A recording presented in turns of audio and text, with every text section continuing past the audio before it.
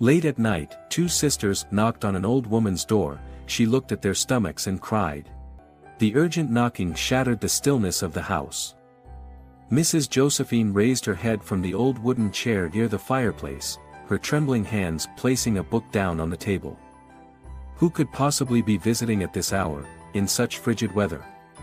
Grasping an oil lamp, she approached the door, its warm glow illuminating her eyes clouded by years but still sharp and perceptive.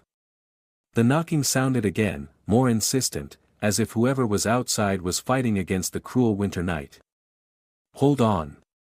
I'm coming," Mrs. Josephine called out, her voice tinged with worry. When the door opened, she froze at the sight before her.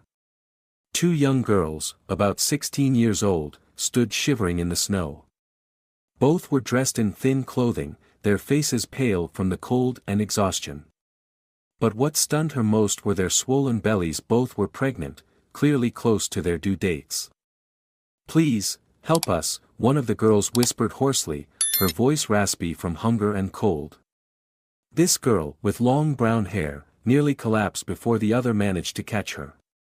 "My goodness! Come inside. Don't stay out here any longer." Mrs. Josephine hastily ushered the girls in and slammed the door shut to keep the cold at bay. Inside, the warmth from the fireplace enveloped the two girls. They sank into chairs, clutching the thin blankets Mrs. Josephine quickly handed them. She poured 2 cups of hot tea, placing them on the table with a look of deep concern. "Who are you? Why are you out in this weather?" she asked, her tone a mix of sternness and care. The girl with brown hair, the one who had whispered outside, sipped her tea and tried to answer. "I'm Mary, and this is my sister, Anna. We have nowhere else to go." Mrs. Josephine's gaze shifted to Anna, the younger girl with black hair and dark, shadowed eyes. Anna said nothing, only nodding weakly, clearly exhausted. On closer inspection, Mrs. Josephine noticed the girl's chapped lips, frostbitten hands, and faint bruises on her wrists. She didn't press further, but her heart ached. "Have you eaten anything?" she asked gently. Mary shook her head, her voice trembling. "No, ma'am." "Oh, heavens!" Mrs. Josephine stood up abruptly, pulling a loaf of bread, some cheese, and a bowl of warm soup from the cupboard. She placed them before the girls, her eyes brimming with compassion. "Eat, eat. Don't say anything yet. You need your strength first." Mary and Anna didn't need any more urging. They devoured the food as though they hadn't seen a meal in days.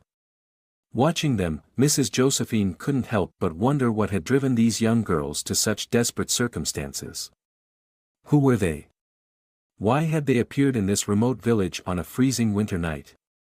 When the girls had finished eating and begun to calm down, Mary cautiously began to tell their story. Her voice trembled, not just from the cold but from the evident fear in her eyes. We used to live in the city. I worked at a shop, and Anna was a student. But then, a man destroyed our lives." Mary paused, her eyes reddening. "His name is Frederick. A wealthy and powerful man. He took advantage of us, and when the truth came out, he threatened to get rid of us permanently if we dared speak out."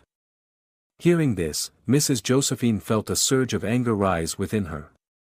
But she didn't interrupt, allowing Mary to continue. "He forced us to leave the city, saying that if we didn't disappear, he would make our lives a living hell.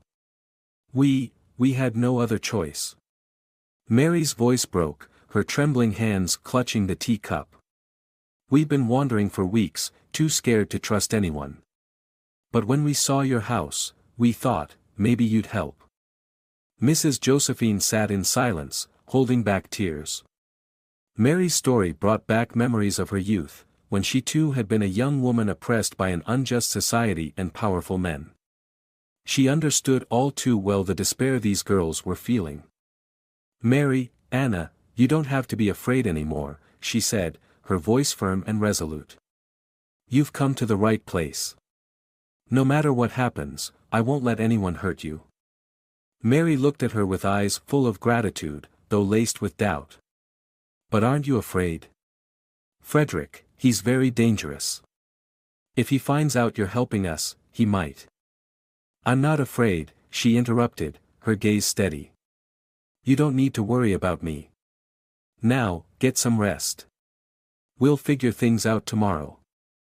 Under Mrs. Josephine's guidance, Mary and Anna lay down on the small bed in the guest room.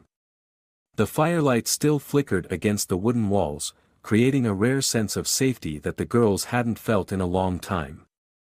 Mrs. Josephine sat quietly by the fire, her eyes gazing out the window. Snow continued to fall, blanketing the forest outside. She knew that by opening her door to these girls, she had placed herself in grave danger. But her heart would not allow her to turn them away. In her mind, the images of Mary and Anna, two fragile lives caught in the cruelty of the world, compelled her to vow that she would protect them at all costs. Outside, the darkness remained, but inside Mrs. Josephine's small house, a light of compassion burned bright and warm, defying the bitter cold. Frederick Lawson, at 45, was a name known throughout the region not for any good deeds, but for his power and ruthlessness. A man who owned numerous properties, companies, and connections with top law enforcement officials, Frederick stood above the law. Not only was he wealthy, but he was infamous for his meticulously hidden misdeeds. It all began many years ago, when Frederick was still a young man. With his charming appearance and sweet words, he easily won the trust of many young women, especially those from difficult circumstances. Among them, Mary and Anna were his most recent victims, but they were far from the first to fall into Frederick's intricate trap. Mary, in her youth and naivety, once believed that Frederick was a sophisticated gentleman who would give her a bright future. His expensive gifts, sweet promises, and feigned attentiveness completely won Mary over. She thought she would marry Frederick and build a happy family with him. Little did she know that behind this facade lay a completely different man. One night, when Mary was invited to a party at Frederick's private home, she had no idea it would mark the beginning of her nightmare. After drinking a glass of wine Frederick gave her, Mary began to feel dizzy and lost consciousness. When she awoke, she found herself in an unfamiliar room, her clothes disheveled, and Frederick sitting beside her with a suggestive smile. She knew something terrible had happened, but Frederick didn't allow her to say a word. "You don't need to think too much about it, Mary," he said, his voice dripping with disdain. "You should realize how lucky you are to have my attention. But remember, if you breathe a word of this, not just you, but your entire family will pay the price." Fear kept Mary silent. She didn't dare tell anyone, not even Anna, her closest sister. But the horror didn't stop there. Not long after, Anna became Frederick's next victim. Using the same tactics, he repeated his crimes without an ounce of remorse. Frederick was not only skilled at manipulating young women but also adept at covering his tracks. With the help of local officials he had bribed, every accusation against him was silenced before it could gain traction. Those who dared to speak out against him were threatened or mysteriously disappeared. Before Mary and Anna, many other girls had fallen into his hands. Some were forced to have abortions, others driven out of the village because they couldn't endure the threats. There were even cases where women died under suspicious circumstances, but no one dared speak out for fear of retribution. Mary and Anna's case was unique. When Frederick learned that both were pregnant, he was furious. He was willing to do anything to force them to have abortions to erase all traces. However, Mary and Anna steadfastly refused. "You can threaten us, but I will not give up my child." Mary had once screamed at Frederick when he tried to coerce her. "Fine," he had replied coldly. "But you won't keep them for long." Those words hung over Mary and Anna like a curse, haunting them even in their sleep. They knew Frederick would not relent. He would do whatever it took to protect himself, even if it meant eliminating anyone who threatened his power. In addition to his personal crimes, Frederick was infamous for his shady connections in politics. He frequently donated large sums of money to election campaigns in exchange for protection from high-ranking officials. Honest police officers who tried to investigate Frederick were either transferred or forced to resign. But not everyone could be manipulated by him. People like Josephine knew Frederick's true nature. She had heard stories about him for years, though no one dared to come forward publicly. "He's a devil in human guise," she had once told others in the village. Now, with Mary and Anna seeking her help, Josephine knew she was facing great danger. She understood that Frederick would stop at nothing to achieve his goals. Meanwhile, Frederick was quietly planning to silence all three of them. He couldn't afford any loose ends, especially with rumors that Diego, Josephine's son, was returning.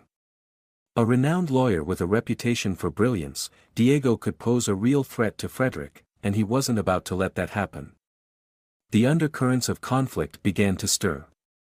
In the shadows, Frederick was weaving his web, preparing his next move. Frederick Lawson, with his charming appearance and extensive connections, had built an impenetrable wall of power that allowed him to manipulate everything to his will.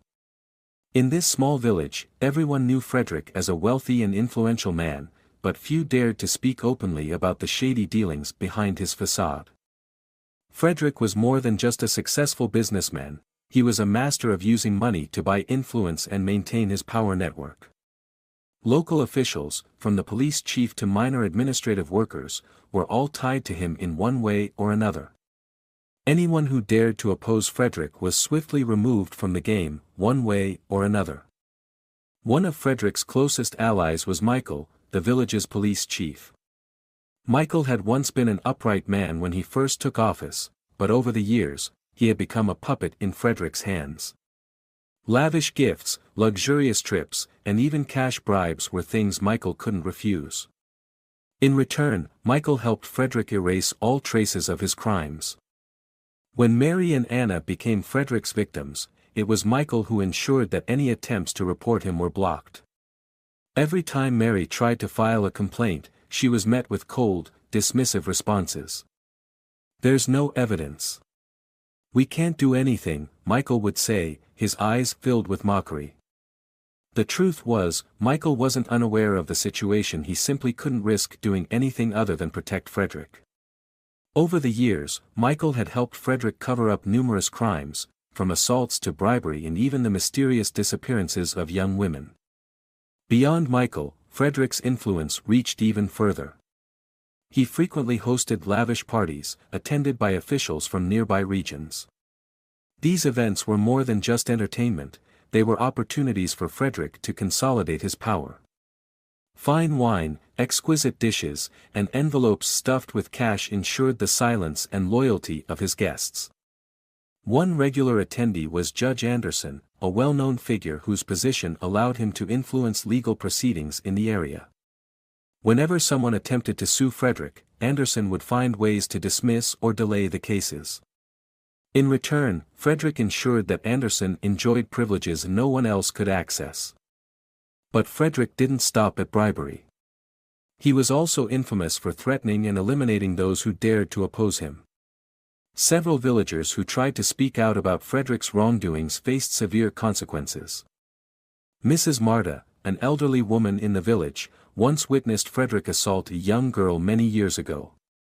When she tried to tell the truth, her house mysteriously caught fire, forcing her to leave the village in silence. Everyone knew the fire was Frederick's doing, but no one dared to speak up, fearing they would be next. Another case involved Xavier, a young journalist who had investigated Frederick's shady activities. After Xavier published an article exposing Frederick's crimes, he was attacked on his way home. Though there was no concrete evidence, everyone knew Frederick was behind it. Since then, no journalist dared to go near Frederick or report on him again. Frederick's connections extended beyond the local level. He was linked to major organizations in the region, where he invested large sums of money in exchange for protection. These organizations not only laundered money for him but also provided forged documents whenever he needed them. With such an extensive power network, Frederick had built a system in which no one could touch him. Even those who knew the truth couldn't change the situation. Frederick was always one step ahead, ensuring that all loose ends were tied. Mary and Anna understood this all too well. They knew that without help from someone strong enough to stand up to Frederick, they would never escape his threats. But Frederick didn't stop there. When he learned that Mary and Anna had sought refuge with Josephine, he immediately devised a plan. He couldn't let the two sisters live to testify against him. "That old woman doesn't know who she's dealing with," Frederick told one of his henchmen. "I want them silenced permanently." Frederick ordered his men to monitor Josephine's house and find a way to eliminate all three women. He was unafraid to use violence, as long as it kept his secret safe. A lone ray of sunlight pierced through the tree branches, but inside Josephine's small house, the atmosphere was heavy. Mary sat by the window, holding her belly, her face pale as she began to feel faint waves of pain. Anna lay curled up on the old wooden bed, her breathing shallow, her forehead damp with sweat. A fever had gripped her through the night, and her condition was worsening. Josephine, her hands trembling yet resolute, fought to remain calm. She had faced many hardships in her life, but this was perhaps the greatest challenge she had ever encountered. The two young women depended on her, and she knew that even the smallest mistake could bring everything crashing down. As she prepared a bowl of herbal water to reduce Anna's fever, Josephine kept glancing out the window. She knew Frederick wouldn't give up easily. Since the previous evening, she had noticed shadows moving around her property. Frederick wasn't even trying to hide his intentions, knowing full well that the villagers' fear would prevent them from interfering. Placing the bowl on the table, she grabbed a clean cloth, dipped it in the water, and wrung it out before laying it on Anna's forehead. "You must hold on, Anna. We'll get through this," she murmured, her voice soothing, though her eyes betrayed her worry. From the window, Mary called softly. "Grandma, I think someone is watching us." Josephine walked over to Mary and peered through a small gap in the curtain. The silhouette of a man in a black coat passed near the gate of her house. Her hand clenched the edge of the table. "They won't stop," she thought grimly. Refusing to let fear overwhelm her, Josephine turned back to Mary. "Don't worry, my dear. Stay here with Anna. I'll lock the doors and get everything ready." Josephine returned to the kitchen, her trembling hands rummaging through a drawer to find a sharp knife. She had never imagined she would need to use it for self-defense, but the current circumstances left her no choice. Outside the window, the shadows lurking among the pine trees seemed like ghosts, haunting her every second. In the living room, Mary bit her lip hard to maintain her composure, but the fear in her heart was evident in her eyes. She gently shook Anna, who lay weakly groaning on the bed. "Anna, you have to stay strong. We can't give up now." But Anna only responded with a vacant stare, her breathing growing heavier by the moment. Outside, the wind howled relentlessly, as if nature itself was rebelling alongside human hearts. Josephine could feel the oppressive coldness tightening its grip. She turned to Mary, her voice firm but calm. "I'll do everything I can to protect you, but you must listen to me. Do not panic." Mary nodded, though her hands, clenched tightly and white-knuckled, betrayed her tension. She glanced at Anna, her heart swelling with despair. Anna's condition was not only due to her fever but also the paralyzing fear that had drained her spirit. Mary knew that without help, neither she nor her sister might survive the night. Josephine picked up the oil lamp and moved to the door. Pressing her ear against it, she could hear strange noises outside. Heavy footsteps crunched slowly through the snow, deliberate and menacing. Her heart pounded, but she kept her hand steady. "They're getting closer," she thought. Suddenly, a loud bang came from the rear window. Mary screamed in panic, triggering a faint cry from Anna. Josephine rushed toward the window, but all she caught was the shadow of a man darting past in the darkness. "They're testing us," she murmured, her voice low. Mary clung tightly to Anna, tears silently streaming down her face. She could do nothing but pray quietly. But deep down, she knew that prayers wouldn't save them from Frederick's cruel hands. A pounding on the door shattered the eerie silence. Josephine slowly approached it, her eyes flashing with vigilance. "Who's there?" she shouted, her voice steady but tinged with unease. "Josephine, open the door." "It's Michael," a man's voice called from outside. Josephine recognized the police chief's voice, but she knew all too well that Michael worked for Frederick. She didn't trust him. She didn't answer. "Josephine, I know you're hiding Mary and Anna." "Don't make this harder than it has to be," Michael said coldly. "Frederick wants them. You know he's not someone to cross." Mary clutched Anna tighter, tears flowing freely. "Grandma, please don't open the door," she pleaded, her voice trembling with fear. Josephine had no intention of opening the door, but she knew Michael wouldn't leave easily. The pounding on the door continued, each thud hammering at her resolve. She stepped to the drawer and retrieved her late husband's old gun. "If they force their way in, I'll fight to the end," she thought. Outside, Michael's patience wore thin. "Fine, if you won't open the door, we'll come in ourselves." Moments later, a loud crash echoed as the door was kicked violently, shaking on its hinges. Josephine stepped back, the gun in her hand aimed firmly at the door. The door burst open, and Michael entered with two other men. His gaze swept across the room, landing on Mary and Anna. "There they are," he said, a cold smile creeping onto his face. "You shouldn't have meddled in this, Josephine. Get out of my house now." Josephine shouted, her gun unwavering. But Michael showed no fear. "Do you really think you can stop us?" he sneered. "Hand over the girls before things get worse." Mary and Anna huddled together on the bed, their eyes wide with terror. Josephine stood firm. "They're not going anywhere," she declared, her voice resolute. But she knew she was just an elderly woman, no match for these men in physical strength. Michael stepped closer, but before he could reach Mary, Josephine pulled the trigger. The gunshot echoed, the bullet embedding itself in the wall near Michael. He jumped back, startled. "You dare shoot at me?" he shouted, anger flashing in his eyes. "Get out of my house now!" Josephine roared. But she knew this was only the first step in a long and uneven battle.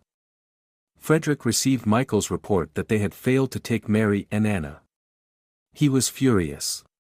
"Useless fools," he bellowed into the phone. "I don't want excuses. Solve this problem immediately." In the small house, Josephine, Mary, and Anna could find no peace. Josephine worked to reinforce the door, but she knew it wouldn't hold for long. Mary sat beside Anna, trying to comfort her sister.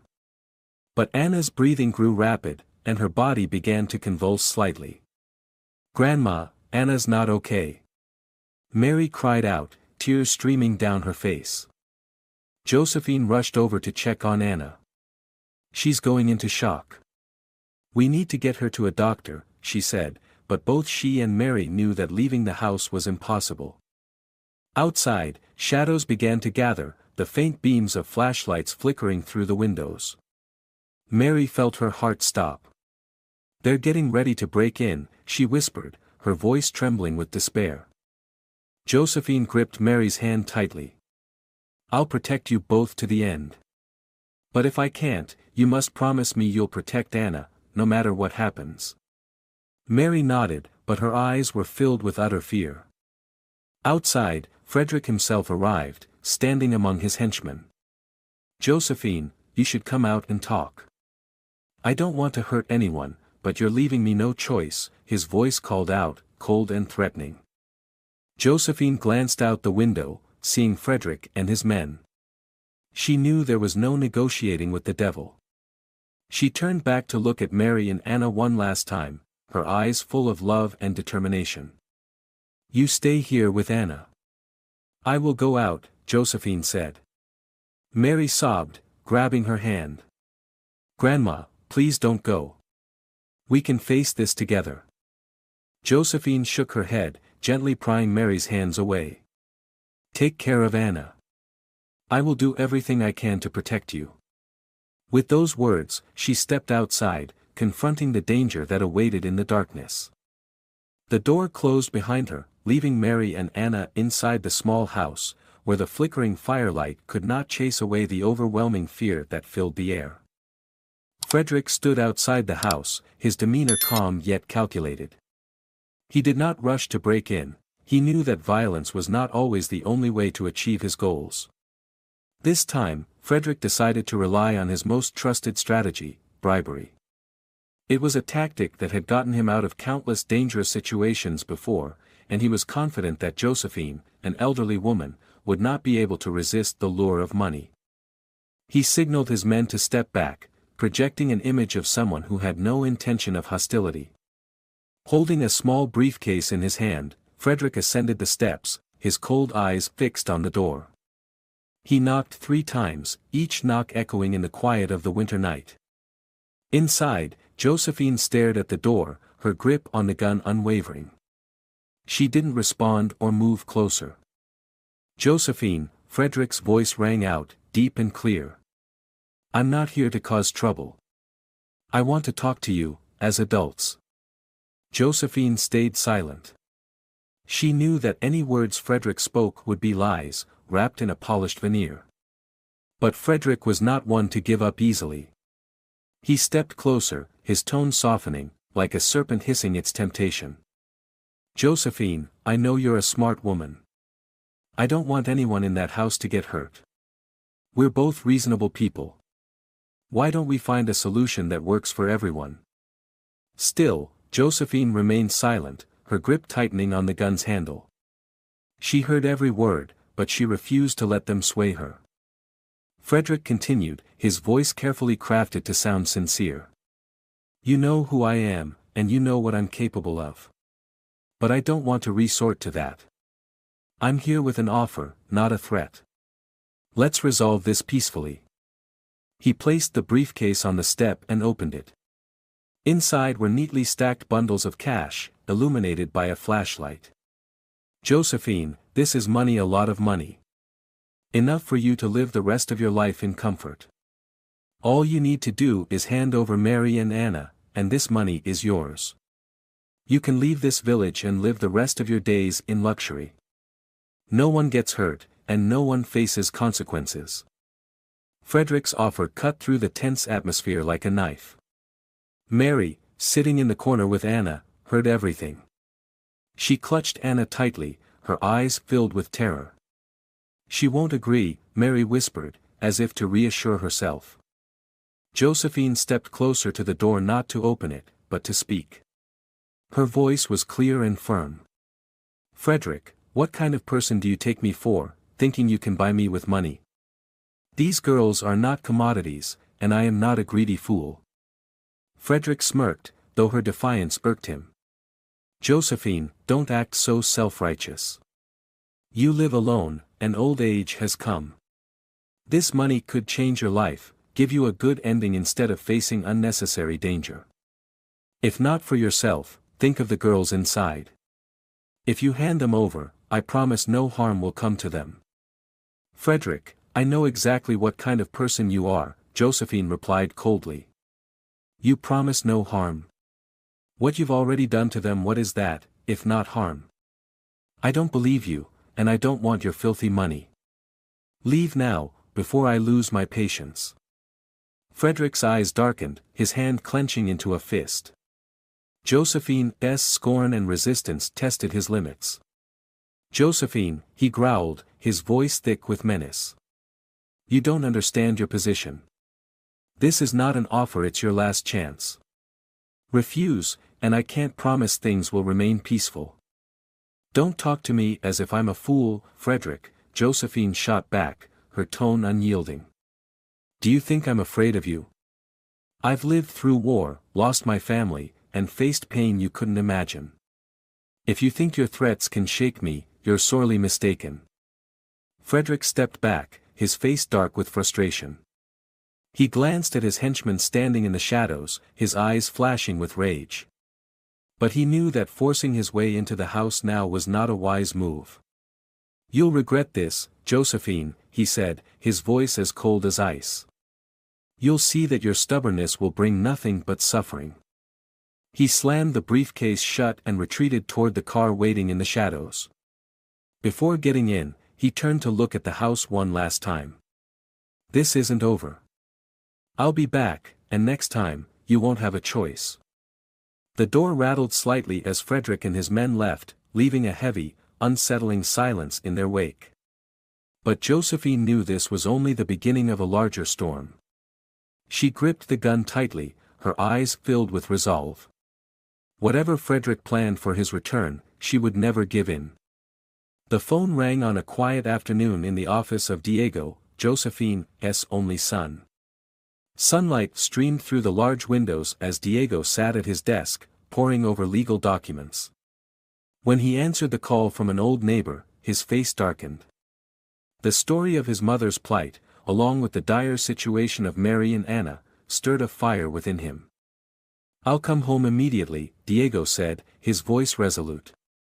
He quickly rearranged his schedule and called on his closest friends, fellow skilled lawyers he had worked with for years. Diego knew that to take down someone as dangerous as Frederick, he couldn't do it alone. Within just one night, Diego arrived at the village where he was born and raised. His presence brought a renewed sense of hope to Josephine and the two sisters, Mary and Anna. Entering his mother's small house, Diego embraced Josephine tightly, his eyes brimming with determination. "Mother, I won't let this continue. I will protect you and these girls," Diego said firmly. Josephine, trying to maintain her composure, couldn't hide her emotions. "Diego, I trust you. But Frederick is not someone to take lightly. He wields too much power. His power exists only because no one has dared to stand against him." "I will change that, Mother," Diego replied. That evening, Diego spent hours listening to Mary recount the entire story. The young girl trembled as she relived what Frederick had done to her and her sister. The physical and emotional scars were still fresh, but Mary's eyes held a glimmer of hope knowing Diego was on their side. "We don't know what to do anymore. He has too many people protecting him. Even the police chief, Michael, works for him," Mary said, her voice choked with emotion. "That's why we need the law," Diego asserted. "Frederick thinks he's above the law, but I'll show him otherwise. We'll need evidence, testimony, and the strength of justice." The next day, Diego contacted his group of lawyer friends. They quickly devised a detailed plan. First, Diego began collecting evidence based on Mary and Anna's experiences. Then, he reached out to other victims of Frederick. This was a challenging task, as most of them were paralyzed by fear and had remained silent for years. Through patience and skillful persuasion, Diego gradually convinced some victims to come forward. They felt safer knowing a skilled legal team was ready to defend them. Some had been threatened or had lost loved ones because of Frederick, and they were now determined to ensure he could no longer evade justice. Diego also reached out to media outlets and non-governmental organizations. Leveraging his connections, he made it clear that exposing Frederick wasn't just a personal matter, it was a significant step toward dismantling the corrupt power structures in the area. As Diego delved deeper, he uncovered the extensive criminal network Frederick had built. From bribing officials to assaulting women and orchestrating mysterious disappearances, Frederick's web of crimes extended far and wide. Diego realized that this fight wasn't just about protecting his mother and the two sisters, it was an opportunity to free the entire village from Frederick's grip. The night before the legal campaign was set to begin, Diego sat beside Josephine, holding her hand tightly. "Mother, I won't let anyone harm you. I promise," he said, his eyes filled with conviction. Josephine smiled, feeling a sense of relief for the first time in days. Despite the challenges ahead, she believed her son would bring justice. The next morning, the plan officially began. Diego's colleagues from the city arrived at the village, armed with documents, cameras, and even a security team. Together, they prepared for the legal battle against Frederick. While Frederick remained confident that he was untouchable, Diego and his team were determined to make him pay. As Diego and his legal team got to work, the village began buzzing with activity. Victims who had stayed silent out of fear were inspired by Diego's determination and the support of the legal team. They started gathering at Josephine's house, which became a secret hub for preparing the case against Frederick. Diego didn't rely solely on Mary and Anna's testimonies, he also collected other critical evidence. One of the most significant discoveries was the journal of a former victim, detailing the times Frederick had assaulted and threatened her. Additionally, Diego uncovered financial records proving Frederick had used illicit funds to bribe officials and cover up his crimes. "This is the key," Diego said, placing the documents on the table. "We're not just proving his guilt, we're exposing the corrupt network he's built." Mary looked at the files, her eyes shining with hope. "Do you think we have a chance?" she asked. Diego nodded confidently. "Not just a chance, a victory. But it won't be easy. He will fight back." Diego organized private meetings with the victims, helping them prepare emotionally and practically for court appearances.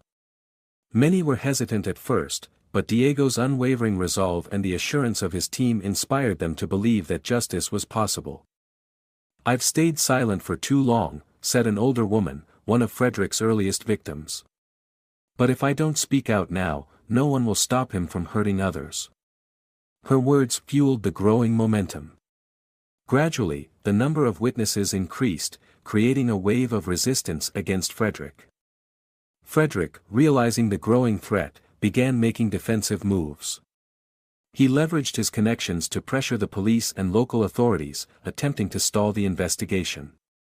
However, Diego had anticipated these tactics. During an encounter at the local police station, Frederick smirked at Diego. "You think you can take me down? Lawyers like you are nothing but ants before an elephant." Diego remained unfazed, meeting Frederick's gaze with steely resolve. "You think you're above the law, but I'll prove that no one escapes justice, not even you." Diego didn't confine his efforts to courtrooms. He also used the media to bring Mary and Anna's story to light. Articles exposing Frederick's crimes began appearing in major newspapers, igniting public outrage. Human rights organizations and women's advocacy groups joined the fight, adding immense pressure on the authorities.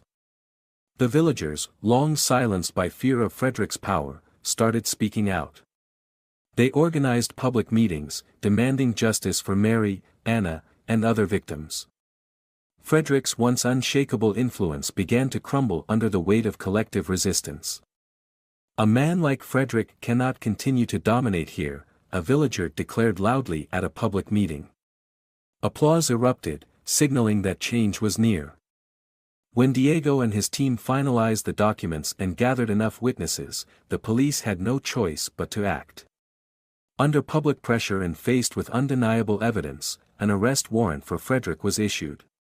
On a cold morning in the village square, Frederick was handcuffed and taken away in front of the townspeople. "This isn't over," Frederick shouted as he was escorted into the police car. "I'll be back." But Diego knew that with the mountain of crimes exposed, Frederick wouldn't escape this time. The crowd surrounded the police car, expressing their outrage at Frederick. A woman shouted, "Justice has finally arrived." Cheers erupted, creating an atmosphere thick with emotion. Mary and Anna stood silently amidst the crowd, unable to hold back their tears. They were tears of relief and hope. Holding each other tightly, they felt the darkest days were now behind them. Diego stood beside them, placing a reassuring hand on Mary's shoulder. "Justice will be served. He will never harm you again," he said, his voice full of conviction. Just a few weeks after Frederick's arrest, his trial began. The courtroom was packed with people, not only victims but also villagers, journalists, and advocates from various organizations. Everyone was eager to witness one of the most powerful and ruthless men finally face justice. Diego, representing the victims as their lawyer, stood with confidence. Beside him were his colleagues, some of the best attorneys he had assembled for the case. Mary and Anna sat in the front row, their faces tense but illuminated by hope. I am not standing here today just for Mary and Anna but for all the victims who have suffered because of Frederick Lawson. Diego began his opening statement. This is not just about personal justice. It's about protecting our society from those who abuse their power to trample on others. Diego systematically presented the evidence in court. First, the diary of a former victim was introduced, detailing the assaults and threats Frederick had inflicted. Then came the financial documents proving Frederick's use of dirty money to bribe officials and cover his tracks. Witnesses took the stand one by one, recounting their harrowing experiences with Frederick, their stories stirring anger and sympathy among those in the courtroom. Mary and Anna bravely stepped forward to testify. Mary, her voice trembling but resolute, recounted the horrors Frederick had subjected her and her sister to. He didn't just destroy our lives, he sowed fear and despair. But today, we are no longer afraid of him, she said, looking Frederick directly in the eye. Sitting at the defendant's table, Frederick tried to appear calm, but his unease was evident. He hadn't anticipated that the victims he once dismissed as powerless would find the courage to stand against him. Meanwhile, Frederick's shady connections were also exposed. Several officials he had bribed were investigated and forced to resign. Police Chief Michael, who had shielded Frederick, was prosecuted and faced imprisonment for enabling criminal activities. This marked a significant blow, completely dismantling Frederick's power network. Honest police officers who had been sidelined by Frederick returned to collaborate with Diego. Among them was Lieutenant Xavier, who testified about how Frederick had manipulated the legal system for years. He couldn't have done what he did without the help of corrupt officials. But today, things will change, Xavier declared. After several days of intense proceedings, the court reached a verdict. When the judge rose to announce the sentence, the entire courtroom fell silent.